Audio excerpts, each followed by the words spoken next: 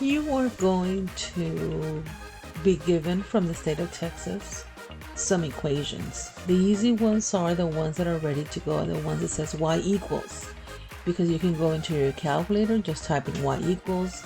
It'll give you a graph, it'll give you a table. It's asking for the slope, it's asking for the y-intercept. Those are easy to do once the equation is in y equals. But what happens when it's not, like this one? So this is one scenario. This is what we called a standard format. So I'm just going to show you a quick way how to do this. First thing that we need to look at is the x and the y on the same side of the equal sign. Yes, they are. When you answer yes, automatically you start off with y equals and a big line. We call it y equals divide.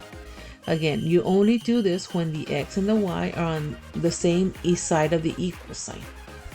Next, you're going to start off with a number. Look at the number, does it have a letter next to it, which is just the 12. And that's the number you're going to start off with. See, you don't change anything. It's a positive 12 and it's a positive 12. Why?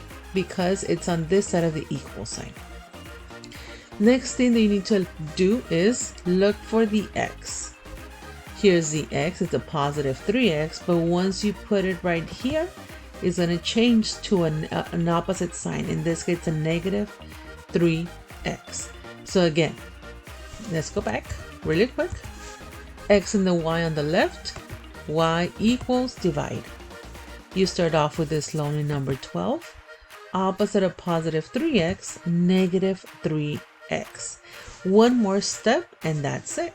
Look for the number in front of the y, which in this case it is a negative 6, and you put it right here. If it was a positive, then you put a positive 6, but in this case a negative 6, so you put it right here. And that's it. You don't change the sign on this one. The only one that you change is the positive 3x. Now you're ready to go to your Desmos calculator, y equals divide, and type in all this and answer any question that the state has given you.